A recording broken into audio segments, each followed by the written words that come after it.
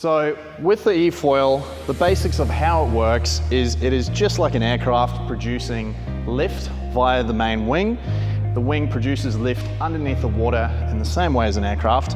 So bearing that in mind, your wing under the water, as you accelerate with your trigger on your remote, it's going to begin to create lift and pop you out the water into basically a foiling, or should you say flying position.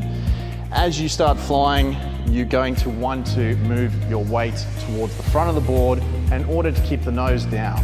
So the more you accelerate and the faster you go, the board is actually going to start tilting backwards, and based on the amount of torque that's coming out of the prop. And so with your trigger, you're going to want to keep that as consistent as possible and not playing with the trigger up and down. I'm going to show you the features of the remote.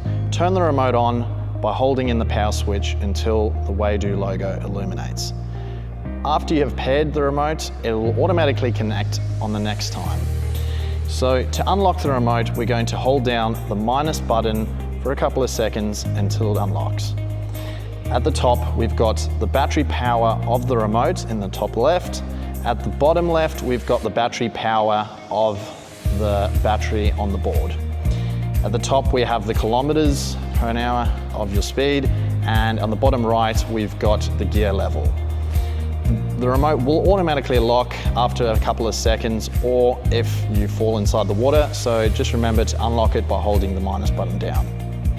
The two buttons at the bottom are your minus and plus for gears. So to increase your gear, you're going to push the plus, and to decrease your gear, you're going to decrease.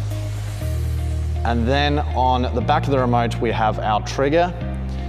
This acts more as an on-off switch, and we use our gears to control our speed, but we will explain that further later.